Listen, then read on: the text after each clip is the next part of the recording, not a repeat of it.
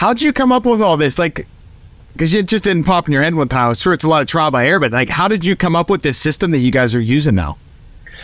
Yeah. So, obviously our president, Eric Brewer, is extensively invested into the industry and always seeking innovative ways to do things. But I think collectively as a team, what we have found was that inside sales or lead managers have traditionally been people who field inbound leads, right? So at one point in time, we had that. We had 1 to 2 people who are lead managers who just waited for a web form to come in or the phone to ring. That was like a role, right? And then they were to schedule an appointment. Then we had a team of virtual assistants who did outbound cold calling.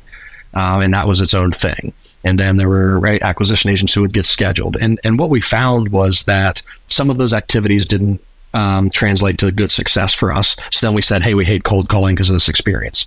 Again, it turned out that we didn't like cold calling because of the experience we were providing for people, and then the results weren't great.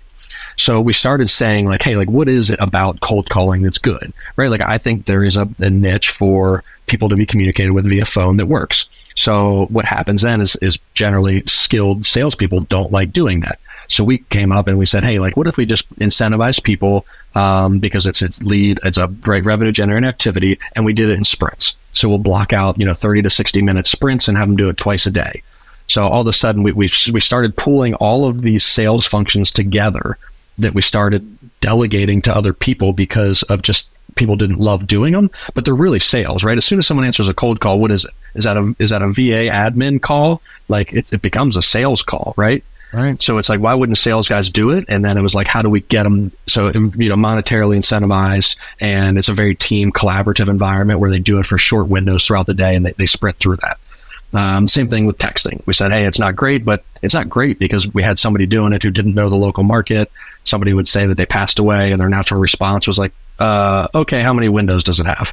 Right? Or when was the roof replaced? And it wasn't that custom experience. So we took anything that becomes a sales function, we dumped it into this business development center, and we trained the heck out of people to understand what, why, and how. And we built compensation plans around that because they're really the first points of contact for any revenue in our organization. They become the lifeline of our organization, to have these people understand, to work on people's needs and actually solving problems or providing solutions, that everything becomes essentially a sales call to some extent. So we started pulling all of that back into like a pool. And then we just started delegating out and getting rid of the stuff that didn't work because it was taking their time up, and then the guys would get frustrated, right? So if we beta test things, they don't work over a period of time, we'll scrap them. We may come back to them, but we're not going to leave that in their standard daily work of things to do because it's not productive. Team morale goes down, productivity goes down, we're wasting time. So we continue to craft and massage and manage what these guys do on a day-to-day basis, in and out. And like, they have time blocks to go play basketball for 15 minutes as long as they don't miss a call, so that they can go outside and shoot some hoops, and they're competitive, and everyone up there is athletic and they love it, right? But at the end of the day, their work is prioritized for them, and we generally focus on trying to give them things that they enjoy, that they understand, and they know how to get results from, so that they feel accomplished and successful up there. You know what? That's pretty interesting too, because cold calling sucks. Like, I've cold called a lot. It's not a fun thing. And, doing that for 8 hours a day would really suck. So it's interesting you say it's like, okay, we'll break it into bite-sized things so it's manageable. Like, because if you cold call all day long, you're just going to get beat up because you're hearing no all day long. Correct. So that's interesting. It's like, okay, yeah, you do this for half an hour a day or break it into 2 things. Then it's manageable for the guys, and then they get to do all the other stuff that brings it back up.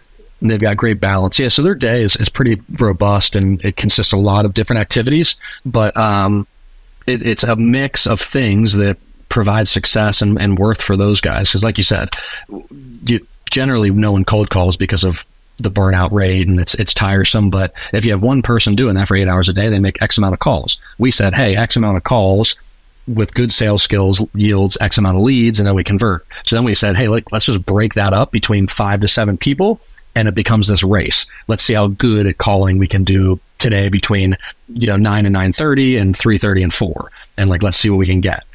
Same thing with text. We deploy a ton of texts, and then it's like, let's launch all those out in the morning, and let's manage and field the responses as people get off for smoke breaks, lunch breaks, and get out of work for the day. So again, it wasn't like one person that needed to manage and do all of that. We have 7 people actively and collectively working on communication so that we have quick response rates. We deploy messages early in the day so that we have ample opportunity to manage those through the rest of the day when we have coverage till 8 p.m. So we kind of just broke down everything in very bite-sized chunks that converts and has good results. Yeah. And now you guys have different people that manage the leads and acquisitions, right? Correct.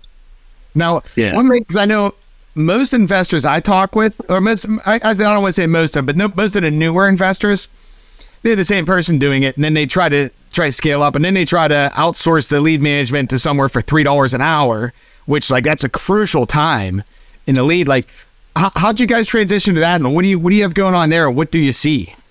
The hierarchy of who does what up there, and how we have like inside sales and then acquisition sales. Is that kind of what you're saying? Yeah, like explain first, like, yeah, how the hierarchy is, like what you have there, and then what the benefits and what you've seen happen once you started breaking it out that way. Yeah, so I think there's generally 2 things that we've witnessed over a period of time. One is salespeople hate follow-up and not closing new deals, which is somewhat false. I'm a detail-oriented operations guy, so I despise that logic. But at the end of the day, there's like some validity to that.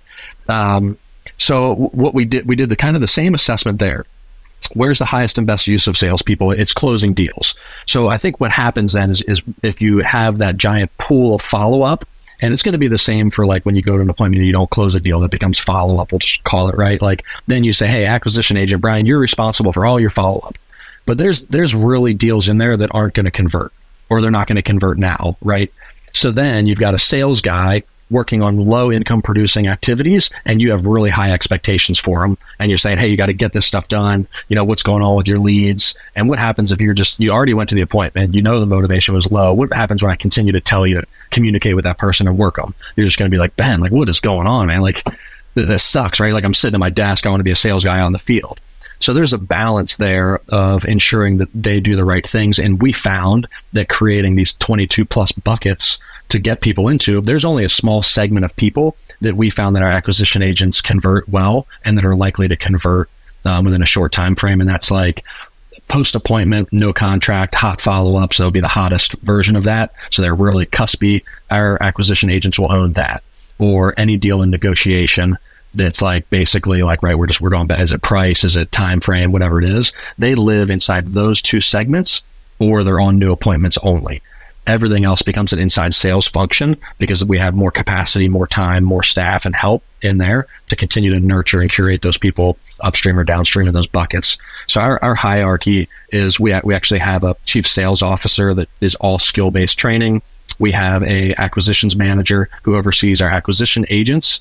We have 5 acquisition agents that are all boots on the ground inside our main market. And then we have 5 inside sales people that run this business development center. And then there is a manager, a senior lead manager, a senior inside salesperson inside there. That's kind of the go-to for that. So that's the hierarchy and structure.